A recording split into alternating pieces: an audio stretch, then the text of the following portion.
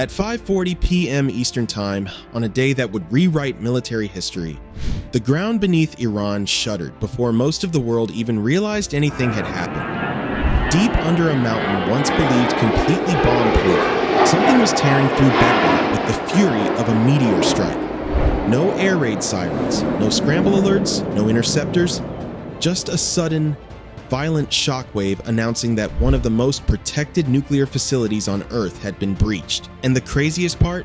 The operation that made it possible started nearly a full day earlier, in total silence, with a fleet of aircraft so rare and so expensive that only a handful of people on Earth ever get near them.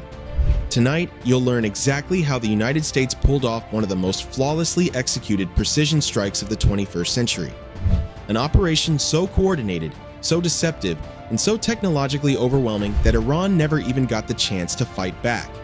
18 hours earlier, in the quiet darkness over Missouri, a swarm of technicians circled America's most mysterious aircraft, the B2-Spirit.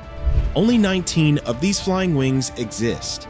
They cost $2.1 billion apiece. And tonight, several of them carried weapons that only one country has ever built or deployed. The GBU-57 Massive Ordnance Penetrator, a 30,000-pound bunker buster designed not to break buildings, but mountains. White Man Air Force Base pulsed with quiet urgency. Weapons crews checked the rotary launchers holding the 14-ton bombs.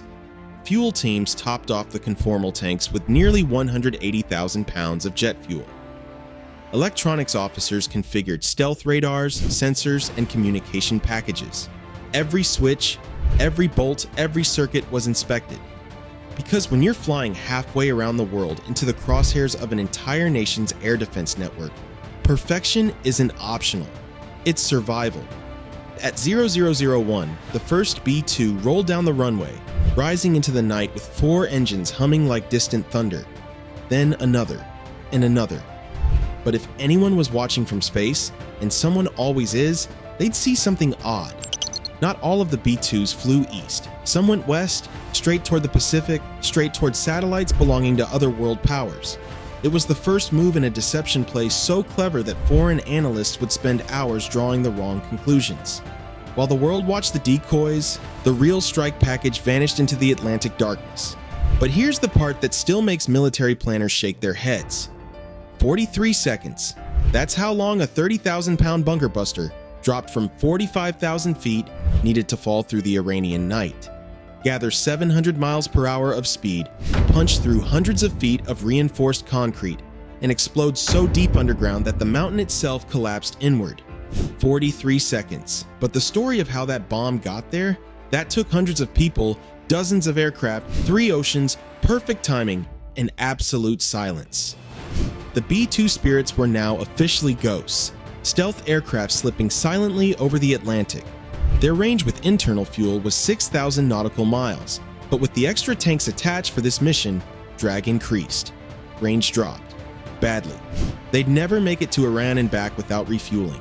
So somewhere over the mid-Atlantic in turbulence, at night, with both aircraft flying 400 knots, a KC-135 tanker extended its refueling boom. The B-2 crept in behind it, 30 feet back, 15 feet below, 0 lateral air allowed. A mistake here doesn't mean embarrassment, it means mission failure, aircraft loss, or both. Yet the connection was made.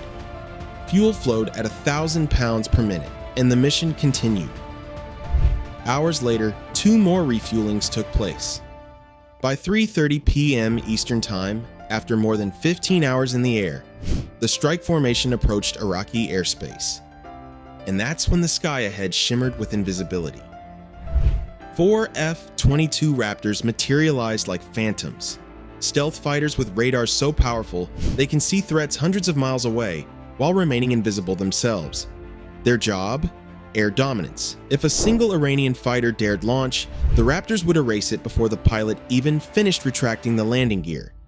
Behind them, 8 F-35s trailed in a formation so spread out it covered miles of sky. These jets weren't there to shoot, they were there to see. Mapping Iranian air defenses, identifying radar emissions, and building a live digital blueprint of everything dangerous between the bombers and the target. And behind them came muscle. dozens of FA-18 Super Hornets, 4 EE-A-18G Growlers, multiple squadrons layered in altitude and weapon loadouts, forming a moving wall of electronic warfare. Every aircraft had a job. Every aircraft had a sector. Every aircraft had a time slot. This wasn't an attack. It was a symphony. The Growlers started the music. 30,000 watts of jamming power exploded into the atmosphere. Iranian radar operators watched their screens dissolve into nonsense. Ghost aircraft, vanishing targets, impossible trajectories. They couldn't tell what was real, what was fake, or what was coming. And that confusion was carefully designed. At 5:32 p.m. local time, an S-300 fire control radar made a fatal mistake. Desperate to regain situational awareness, an Iranian officer switched it back on. The F-35 detected it instantly. A Super Hornet received the coordinates and launched an AGM-88G harm within seconds. The Growler jammed the radar so hard that the operators had no idea a missile was already screaming toward them at Mach 2.5. 15 seconds later, the radar shut down. It didn't matter. The missile had memorized its location. Moments later, one of Iran's most advanced air defense systems was a burning crater. And that was one of more than 30 neutralized in under 15 minutes. This cleared the sky. This carved the corridor. This made the next phase possible. At 5:39 p.m., with the route sanitized, the B-2 formation began its attack run. The stealth bombers descended into position. Their bomb bay doors opened, a move so risky, so drag-heavy, that it only happens when absolutely necessary. Inside the bomb bay, the GBU-57 massive ordnance penetrator rotated into position. 7 tons of hardened steel, tail fins deploying with metallic certainty. GPS syncing to multiple satellites. The pilot confirmed. The weapons officer confirmed. The aircraft's computers confirmed. Then gravity did the rest. The bomb dropped. The aircraft jolted upward, suddenly 30,000 pounds lighter. The weapon fell silently, slicing through the air. 43 seconds later, the mountain shook. But this was only the first strike. 11 more massive ordnance penetrators followed, each dropped at carefully calculated offsets to ensure their shockwaves overlapped underground.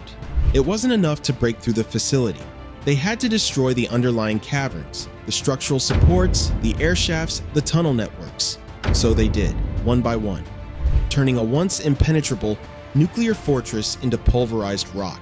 Meanwhile, hundreds of miles away, the USS Georgia, a submarine carrying more Tomahawk missiles than most entire navies, had already fired 30 cruise missiles into the night sky hours earlier. Those missiles were now reaching their targets in Esfahan, streaking low over desert terrain, adjusting their path using scene-matching tech so advanced it could navigate even if every GPS satellite disappeared. The first Tomahawk struck the hexafluoride storage facility. The next 29 spread out across the complex with terrifying precision. Explosions rolled across the night. Shockwaves shattered windows miles away. Chemical clouds rose where centrifuge halls once stood. Meanwhile, the B-2s were already turning for home. Their fuel calculations were perfect. Their escorts remained untouched.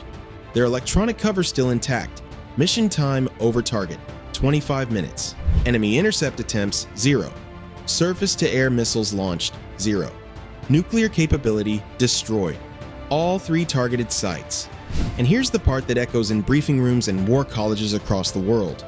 When Iran finally understood what was happening, it was already over. The bombers were gone. The fighters were withdrawing.